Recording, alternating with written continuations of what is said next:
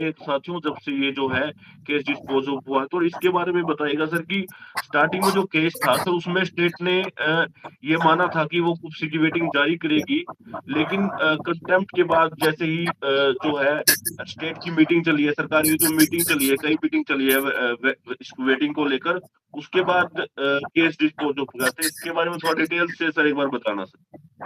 देखिए, बड़ा इरेशनल सा फैसला लगा मुझे जो स्पीकिंग ऑर्डर पास हुआ है, क्योंकि वो जी, कोर्ट इन्होंने एचएसएससी ने अपनी गलती को छिपाने के लिए, क्योंकि इन्होंने ये कहा है कि भी हमसे गलती हो गई थी, हमने ग्रुप के हिसाब से पोस्टें जो निकाल दी थी, अब क्योंकि ग्रुप के हिसाब से पोस्टें निकाली थी तो हमें हमारे पास में हमारे से वेटिंग जो है निकालना हमारे लिए बहुत मुश्किल होगा, तो इसलिए हम वेटिंग नहीं निकाल पाएंगे।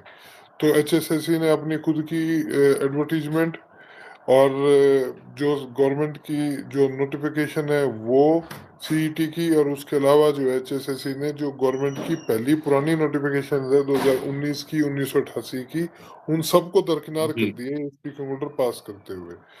और गजब की चीज क्या है कि एक चीफ सेक्रेटरी की बनाई गई एक कमेटी, जो कि बिल्कुल भी गजट नोटिफिकेशन से ऊपर नहीं हो सकती, कमेटी ने ये बिल्कुल कह सर। दिया कि गजट नोटिफिकेशन को यहाँ पे लागू करने की जरूरत नहीं है। तो मेरे हिसाब से एब्सोल्युटली इलीगल ऑर्डर है। जी। लेकिन सर जो केस था सर सीओसीपी लगने से पहले जो केस था सर सीओसीपी बाद में लगा उसमें सर क्या ये बात सरकार ने मानी थी कि जो वो वेटिंग जारी करेगी सर क्योंकि 3 महीने का टाइम भी ऑर्डर तो में पास हुआ था। मान्य नहीं होता है। मैंने मैंने हमारा जो मामला कोर्ट के अंदर था, कोर्ट के अंदर हमारा मामला बड़ा सीमित था। हमने कोर्ट के अंदर उस समय पर ये कहा था कि भी इंस्ट्रक्शंस के हिसाब से वेटिंग लिस्ट जारी करना आवश्यक है, इनको डायरेक्शन दो कि भी वेटिंग लिस्ट इंस्ट्रक्शंस के हिसाब से वेटिंग लिस्ट के ऊपर फैसला ले। अब यदि जी। एचएसएससी इंस्ट्रक्शंस को ही कुछ नहीं मानता तो उसके अंदर तो कोई क्या ही कर सकता है।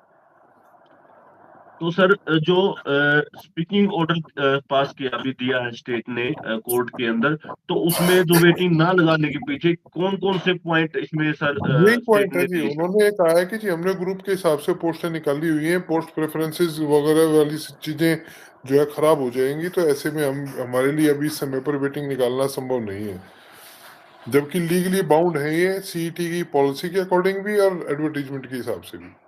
मींस जो सिटी की पॉलिसीज है उसके अंदर 10% की वेटिंग का जो प्रावधान है वो ऑलरेडी दिया गया सर। दिया गया है, तब भी ये मान नहीं रहे। बेईमानी तो इसका आगे सर अब क्या रहने वाला है। अब बस case dispose of fresh writ कल ही डालेंगे।